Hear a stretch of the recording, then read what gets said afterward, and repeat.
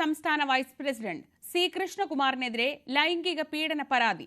പാലക്കാട് സ്വദേശിയായ യുവതിയാണ് ബിജെപി സംസ്ഥാന പ്രസിഡന്റിന് പരാതി നൽകിയത്. പരാതിയിൽ ഉചിതമായ നടപടി ഉണ്ടാകുമെന്ന് രാജീവ് ചന്ദ്രശേഖറിന്റെ ഓഫീസ് മറുപടി നൽകി. 15 വർഷം മുൻപുള്ള പരാതിയാണെന്നും കുടുംബ പ്രശ്നമാണെന്നുമാണ് ബിജെപിയുടെ വിശദീകരണം. വിവരങ്ങളുമായി വി അരുൺ ചേരുന്നു. അരുൺ, ഈ പരാതി പ്രസക്തമാവുന്നത് കഴിഞ്ഞ ദിവസം വി.ഡി. സതീശൻ നടത്തിയ ഒരു പ്രസ്താവനയുടെ കൂടി പശ്ചാത്തലത്തിലാണ്. വലിയൊരു ബോംബ് പൊട്ടാൻ പോകുന്നു, ബി.ജെ.പി. CPM നേതാക്കളൊക്കെ കരുതിയിരുന്നോളാൻ ഒരു മുന്നറിയിപ്പോടെയായിരുന്നു അത്തരമൊരു പ്രസ്താവന അദ്ദേഹത്തിന്റെ ഭാഗത്തു നിന്നുണ്ടായത്. അതിന് പിന്നാലെ പിറ്റേ ദിവസം തന്നെയാണ് സി കൃഷ്ണകുമാർ എന്ന ബി.ജെ.പിയുടെ ഏറ്റവും പ്രധാനപ്പെട്ട നേതാക്കളിൽ ഒരാൾക്കെതിരെ പരാതി ഉയരുന്നത്. എന്താണ് ഈ പരാതിയുടെ പശ്ചാത്തലം? ബി.ജെ.പി. സംസ്ഥാന അധ്യക്ഷന്റെ ഓഫീസിൽ നിന്ന് നമുക്ക് ലഭിക്കുന്ന വിവരങ്ങൾ എന്തൊക്കെയാണ്?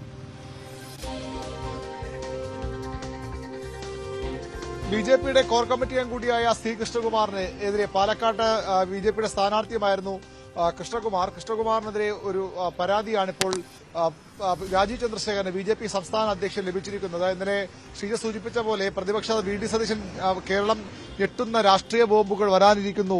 പ്രതിപക്ഷ നേതാവിന്റെ വസതിയിലേക്ക് വിത്ത് കാളയുമായി യുവമോർച്ച മാർച്ച് നടത്തിയിരുന്നു. ആ കാളയെ കൊണ്ടുപോകേണ്ടത് ബിജെപിയുടെ സംസ്ഥാന അധ്യക്ഷൻ രാജീവ് ചന്ദ്രശേഖരന്റെ ഓഫീസിലേക്കാണെന്നൊരു പരാമർശം നേരത്തെ പ്രതിപക്ഷ നേതാവ് നടത്തിയിരുന്നു. അതിന്റെ ഭാഗമായുള്ള ഒരു രാഷ്ട്രീയ ബോംബ് പൊട്ടാൻ പോകുന്നുവെന്ന വെളിപ്പെടുത്തൽ അദ്ദേഹം നടത്തി. അതിലൊരു ബോംബാണ് ഇതെന്ന് വേണം കരുതാൻ. പക്ഷേ എത്രത്തോളം ആഘാതം ആ ബോംബിനുണ്ട് എന്നുള്ളത് തെളിയിക്കേണ്ടതിനുള്ള മണിക്കൂറുകളാണ്. ഏതായാലും ബിജെപി ആരോപണങ്ങളെ പൂർണ്ണമായും തള്ളുകയാണ്. ഇത്തരം ഒരു പരാതി ലഭിച്ചുവെന്ന് രാജീവ് ചന്ദ്രശേഖർ ഓഫീസ് സ്ഥിരീകരിക്കുന്നു. പക്ഷേ കഴിഞ്ഞ 15 വർഷമായി ഈ പരാതി ലഭിക്കാത്ത ബിജെപിയുടെ നേതാക്കളിലോ പ്രധാന പ്രവർത്തകരോ ആരുമില്ല എന്നാണ് ബിജെപി സംസ്ഥാന അധ്യക്ഷന്റെ ഓഫീസ് പറയുന്നത്. ഇതൊരു സിവിൽ കേസുമായി ബന്ധപ്പെട്ട കാര്യമാണ്, കുടുംബ പ്രശ്നമാണ്. ശ്രീ കൃഷ്ണകുമാറിന്റെ ഒരു അടുത്ത ബന്ധുവാണ് ഈ പരാതി നൽകിയിരിക്കുന്നതെന്നാണ് നമുക്ക് മനസ്സിലാക്കാൻ കഴിയുന്നത്.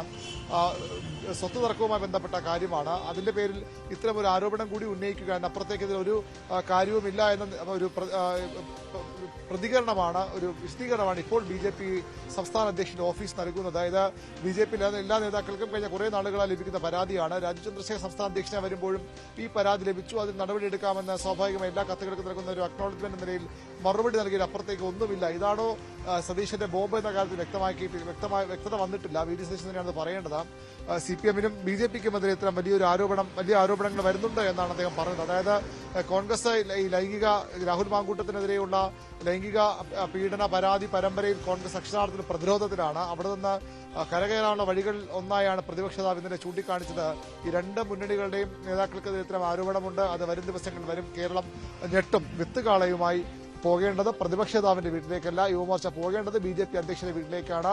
തൊട്ടുപിന്നാലെ ഇന്നലെ ബിജെപി നിന്ന് കോൺഗ്രസിലേക്ക് എത്തിയ നേതാവ് സന്ദീപ് വാര്യരുടെ ഒരു ഫേസ്ബുക്ക് കുറിപ്പ് ഉണ്ടായിരുന്നു. കോർ കമ്മിറ്റി അംഗത്തിന് നടപടിയെടുക്കാൻ ബിജെപി തയ്യാറാകുമോ?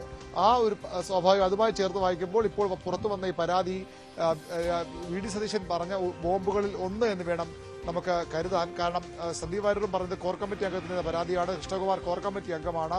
ഈ പരാതി ആണ് എങ്കിൽ പ്രതിപക്ഷ നേതാവിന്റെ പ്രതികരണം വളരെ പ്രധാനപ്പെട്ടതാണ്. ഇതാണ് അദ്ദേഹം ഉദ്ദേശിച്ച ഒരു ബോംബ് എന്ന കാര്യത്തിൽ വ്യക്തത വരേണ്ടിയിരിക്കുന്നു. ഏതായാലും ഈ ബോംബ് നേരത്തെ തന്നെ ബിജെപി നേതാക്കൾക്ക് മുമ്പിലുള്ള പരാതിയാണ്. അതിൽ കാര്യമായ ഒന്നുമില്ല.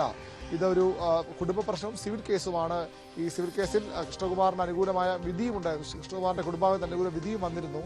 ആ കേസാണ് ഇപ്പോൾ മറ്റൊരു തരത്തിലേക്ക് മാറ്റി പരാതി കൊണ്ടുവരുന്നതെന്ന ഒരു വിലയിരുത്തലാണ്, പ്രതികരണമാണ് ബിജെപി സംസ്ഥാന അധ്യക്ഷന്റെ ഓഫീസിൽ നമുക്ക് ലഭിക്കുന്നത്. അരുൺ, ഈ 15 കൊല്ലം പഴക്കമുള്ള ഒരു പരാതി എന്നൊക്കെ പറയുമ്പോൾ ഈ പരാതി എവിടെയെങ്കിലും പരിഹരിക്കപ്പെടണം, അല്ലെങ്കിൽ അഡ്രസ് ചെയ്യപ്പെടുകയെങ്കിലും വേണം.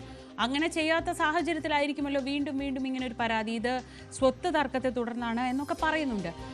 ഈ പരാതിയെ ബിജെപി നേതാക്കളെല്ലാം പാടെ തള്ളിക്കളയുകയാണോ? ഇതൊരു നിസ്സാര പരാതി എന്ന രീതിയിൽ അതിനെ ഒഴിവാക്കുക തന്നെയാണോ ചെയ്യുന്നത്? അങ്ങനെയാണ് അവർ പറയുന്നത്. കാരണം ഇതൊരു വ്യാജ പരാതിയാണ്. ഈ പരാതിയിൽ ഈ പറയുന്ന കാര്യങ്ങളൊക്കെ ഒരു സിവിൽ കോടതിക്ക് മുമ്പാകെ വരികയും കോടതി അതിൽ തീർപ്പ് കൽപ്പിച്ച വിഷയവുമാണ്. അതിനുശേഷവും ഈ പരാതിയുമായി അവർ മുന്നോട്ട് പോവുകയാണ്. ആരൊക്കെ പുതിയ ഭാരവാഹികൾ ബിജെപിക്ക് വരും അപ്പോഴൊക്കെ ഈ വ്യക്തി പരാതിയുമായി സമീപിക്കുന്നു. അതിനപ്പുറത്തേക്ക് ഇതൊന്നുമില്ല.